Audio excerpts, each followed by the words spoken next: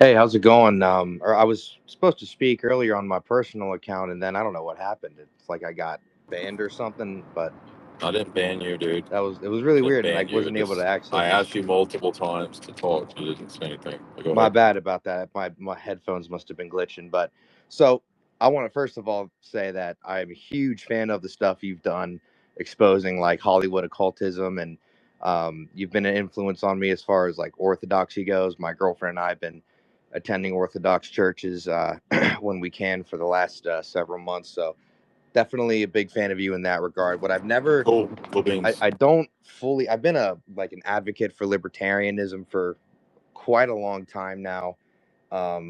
I've seen the last 20 or so years of like socialism and war and central banking and forced integration and all this horrible stuff. It seems to come from the state. And I've always felt that libertarianism or anarcho-capitalism or whatever you want to call it would be a pretty, logical response to all that stuff, like reinforcing property rights and whatnot. I don't fully understand where you're coming from when you criticize libertarianism. Maybe you can Oh, I have a shed some light on question that. for you. Are you Orthodox? First of all, I just was curious. I have not converted yet. I'm planning on doing so. There's a lot going on in my personal life right at the moment, so No, I talk to my priest on a weekly basis, and he's I had to move to a town. It's a long story, but I'm getting there.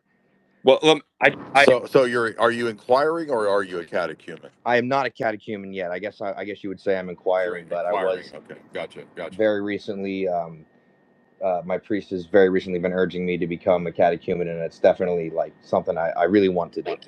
well, I'll add this because I think it's just generally a correct Christian principle.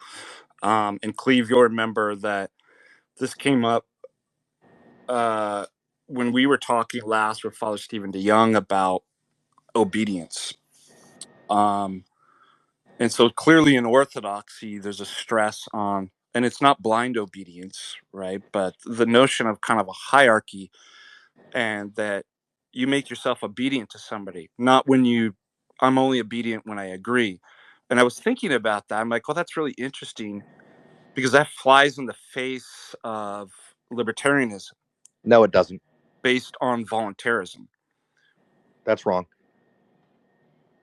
So libertarianism is How is that wrong? Libertarianism is fine with hierarchy if the hierarchy is not coercive. well, how do you Well, define again, that's missing the point. That he's not talking about physical coercion. He's talking about within the church and obedience, which is against the idea For that example, you orthodoxy would, somehow yeah, go. orthodoxy would maintain that you're bound legally by secular, even legal authorities, whether you agree to it or not. So that's interesting, and that's not something that I've delved into too deeply myself. I have asked my priest the question of like, well, what does orthodoxy have to say about this, like the role of the state or whatever? And he didn't really. He gave me an answer that was more like, oh well, like we don't endorse politicians at this church. I think he kind of misunderstood my question, but um, Oh, so there is maybe a you can like traditional educate teaching of me on the that. yeah. So the role of church and state is a classical Christian teaching that the state has a duty to obey God and to enact Christian principles. That's the tradition of the church. Okay, so And there's a good document I'd recommend. It was a 2000. It's from the Russian church. A 2000. It was the year of Jubilee on relations of church and state, where it kind of defines these things and it admits that we live in a fallen world. There's no kind of perfect, in practice, form of government, but it does say that the only, in theory, sanctioned form of government is monarchy. And in principle, absolutely the state has the right, the God-given right, to coerce you and force you against your will. And so I was just thinking about it, I'm like, it's just totally incompatible with libertarianism. Yes, so what was that document called? You said it was on relations of church and state. Who is that by? Hold it's on. the Russian church. Yeah, Go to I was definitely going to read that. mospat.ru, Russian Church Statement on Christian Government and Nationalism. It's just restating kind of the classical view, but the church has always had a coronation service, which is a quasi-sacramental service for the anointing of a king. So there's thousands of saints that are monarchists, thousands of saints that have been under monarchies. They talk about Christian monarchy. None of them talk about democracy. None of them talk about libertarianism. So the mind of the saints, the mind of the church, is not classical liberalism out of the Enlightenment.